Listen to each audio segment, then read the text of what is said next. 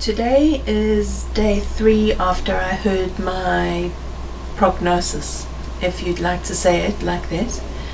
And yesterday... Diagnosis, maybe? Diagnosis. Sorry about that. On yesterday morning I was feeling pretty miserable and very sorry for myself.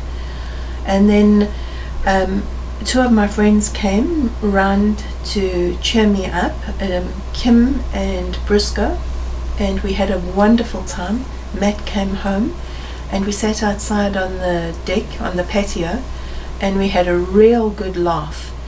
And of course Matt, as always, being his quirky self, had us in stitches. So yesterday was a very good end of the day for me. I had a very good sleep until about 3 o'clock, and then I woke up because I had been grinding my back teeth. I think subconsciously it had been bothering me. Then today has not been a good day.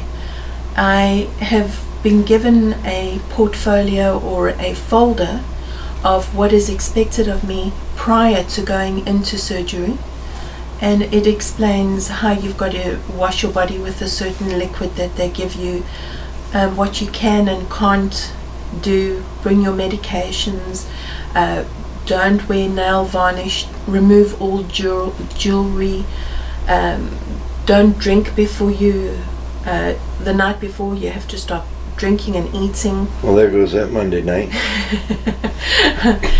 And I became very overwhelmed when they explained they've got a leaf, or well, a couple of pages there explaining exactly what they do to you during the operation. And it's then struck me how severe my condition actually is. So I became extremely overwhelmed, and I text Matt, but Matt's really busy at work. He doesn't always get my texts on time. And a friend of mine in South Africa, Dave Honeyball, reached out, and he was just texting me saying, you know, you're going to be in good hands, and explained how his knee surgery had gone, and he pepped me up and he took my mind off of my own issues, and I was able to concentrate on him, see how he's doing, because South Africa is struggling at the moment. They're not having a very good time. And while we were texting one another, there was we call them farm attacks, and I don't know if anybody really knows what that is over here, but it's when people, a group of people, attack a farmer and their family, and the whole idea is to create terror and to take over the farm.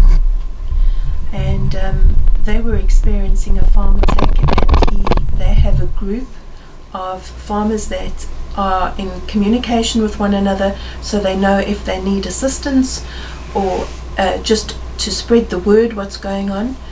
And he realized it was next door to his ex-wife's farm, and he texted his ex-wife and to find out if his kids were okay, and thank God they were. Everyone was fine.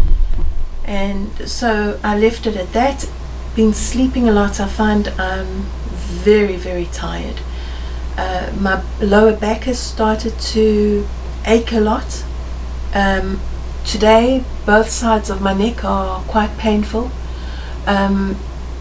Extreme numbness at the back of my neck. My left arm, I've lost a lot of mobility in it now. I used to be able to, as I said in the first video, be able to lift it up to breast height or shoulder height. I can no longer do that. It's more waist high now.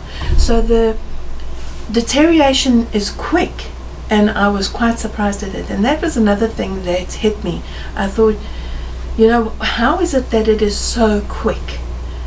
So I'm not a nice person to live with at the moment, because I fluctuate between good moods and feeling very anxious, I don't want to start feeling sorry for myself, because then that's just setting myself up for failure.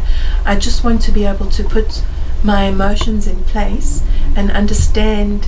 I think it's the fear of the unknown that is causing me to feel this. And of course I'm squeamish about myself. If someone is cut or has injured themselves, I can help them without any issue, even if they're pumping blood. But if it's got anything to do with me, I'm about to pass out. So I think this is probably my big issue at the moment.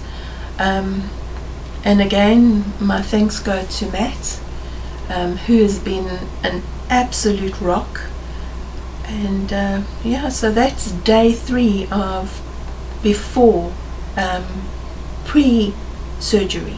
So not a good day today. 3 quick points. Number 1, you're perfect to live with. Thank you. Number 2, the deterioration in my book isn't all that rapid. Mm. When you first had your first onset of symptoms that you were kind of blowing off, it was back in January. True. And here we are now, almost in July. Yeah. So it wasn't all that sudden. It was just, it was slow, and now you know something's going to happen. Mm-hmm. You're taking more mental awareness of it going downhill. You're right. I'm more cognizant about what's happening to my body. Another thing that's bothering me, just to add on to this before we sign off, is I'm a contract worker. I'm a reading interventionist and a bus driver. Both positions are with the Trousdale County Board of Education. I work exclusively for the elementary doing reading intervention, but my bus duty is for all 3 schools, elementary, middle and high school. Now my recovery cuts into the start of work. So I have reached out to the school superintendent, asking him if he would keep my positions open, and that was done yesterday.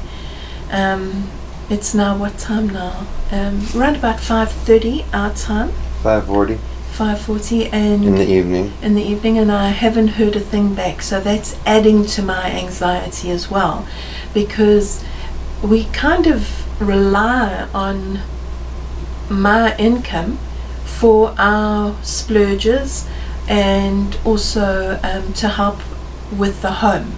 So it is a trying time right now, but I don't want to play the victim. I'm just expressing how little things can start aggravating you and you become overwhelmed with what's going on. It's not a poor pitiful me thing. It's this is how I'm feeling. Yeah. This is, and you don't speak about your feelings all that often, but this is what you're internally experiencing. And the last thing I wanted to ask you about was the pain on each side of your throat. Now you know they're going to be going in through the front part of your neck to do this surgery. Yes. Do you think that pain, it could either be a mental pain because you know it's going to be coming on, or could it still be residual from grinding your teeth overnight? I don't know, because it's not a psychological pain. If I can actually feel it, specifically on this side, I can actually feel it throbbing. There's a definite throb. Almost like a muscle spasm? A little bit deeper than that. It almost feels like something's in there grinding around. Yeah, like something in my esophagus, Yeah. that kind of thing. But who knows, it may be symptomatic, I don't know, of how I'm feeling. You're quite right, it could very well be symptomatic. But I'm trying to keep my mind busy. I'm watching tons of informative educational videos about volcanoes and fossils and things that I find. In the Korean War with MASH.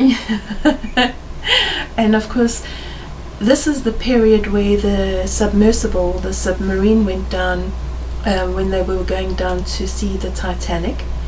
And it was called the Titan. It is called the Titan, and it suffered a catastrophic implosion. At this point now, it was called the Titan. It is no more. It is no more, right? And they are probably not going to be able to bring the remains up to the surface because of the implosion.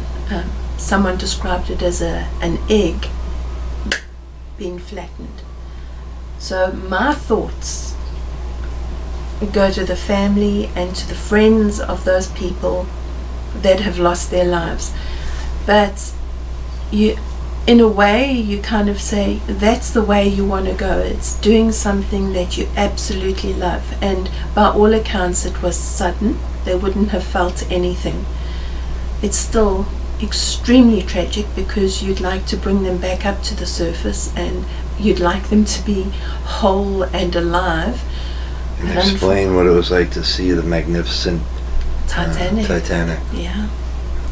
But unfortunately it turned very, very tragic. So this is done during that time period. So without any further waffling, I will sign out and we will continue at a later stage. Thanks for listening.